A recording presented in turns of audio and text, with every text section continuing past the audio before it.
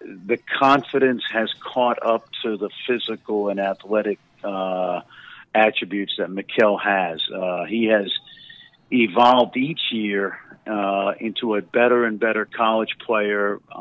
He's fundamentally sound because of the program that he's played in, and he's been hard coached. But when you then look at his athleticism and length, and then his continued improved ability to shoot the ball, it makes him really, I think, a terrific prospect. Of those three remaining Villanova players, Jalen Brunson, Amari Spellman, Dante Vincenzo, if you had to pick one, who intrigues you the most heading into the Combine? Well, I think it would have to be Amari Spellman simply because when you look at his combination of his age and his size and his skill level, he fits the modern NBA because of that. He showed an improved ability as the season went on to defend the rim, rebound at a reasonably high level, and then, of course, at times, when he missed an open three, it was almost shocking. Now, having said that, he's probably by NBA big man standards, he's an average athlete right now. And there's no doubt that somewhere between 20 and 40, he's going to be taken. And if that's what he is looking for, to start his NBA career in that regard, I think that he'll do that. On the other hand, he's one of those guys, unlike a Jalen Brunson, who's really accomplished everything, that can come back next year, dominate the Big East, help himself, move up in terms of the draft order, and make more money. Although in the long run, Amari's going to be an NBA player. It's just a matter of what route does he want to take? Does he want to cash in now, or does he want to wait a year and roll the dice on himself at the college level? And that's the question for Dante Vincenzo. The hype is obviously off the charts after what he did in the national championship game. Fran, do you think it's in his best interest to capitalize off of that?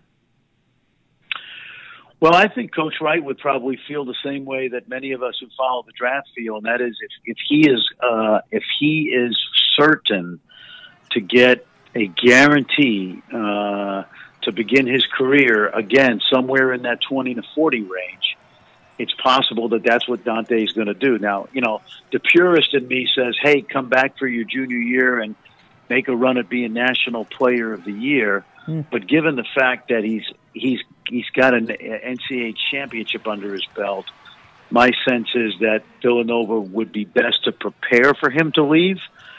But he'll also get great feedback from NBA teams this week at the Combine and during his workouts with individual teams in the next couple of weeks to be able to make an educated decision. And, in my mind, it can go either way. But there's no question that Dante's going to have an excellent opportunity to be an NBA player in the next 12 months.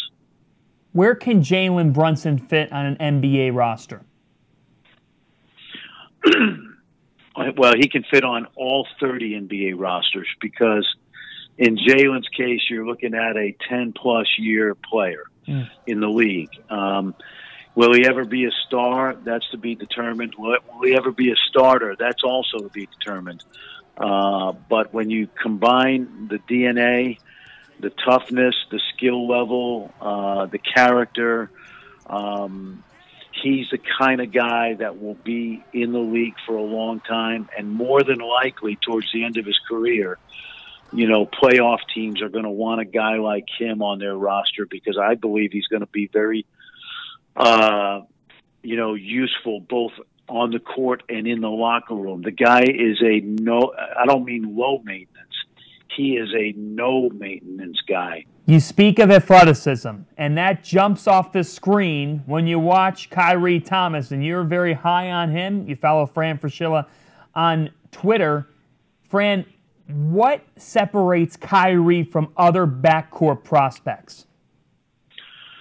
Well, in a league with 450 players and only about 25 to 30 stars, John, every team is looking for great role players, whether it's outside shooters, rim protectors, rebounders.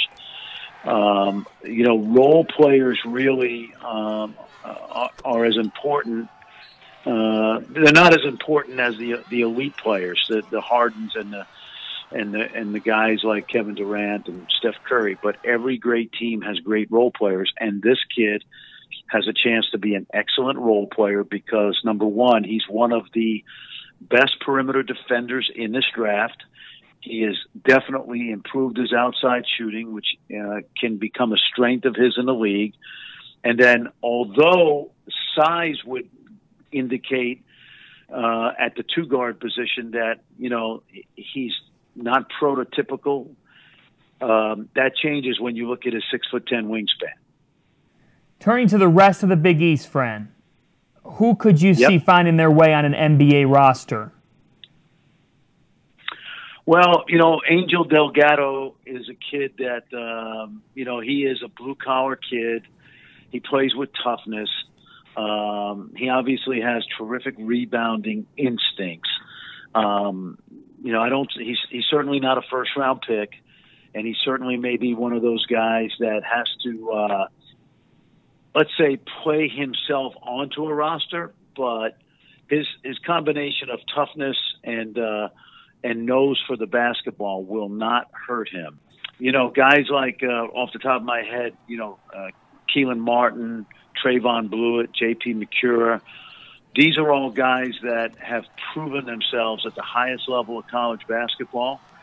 They're all in that second round to undrafted position, but every single season in the NBA, there are guys like these guys that make rosters after having been hidden in plain sight throughout great four-year careers. So they're all going to get their chance to play on somebody's summer league team in Las Vegas and prove themselves. And it might mean that 1, 2, or 3 of those guys have to go the G League route and grind their way into the league, but I certainly wouldn't rule it out. Follow him on Twitter, @Fran Fraschilla. He is one of the best, especially with NBA draft stuff. He's all over it. Fran, thanks so much. Happy to help, John.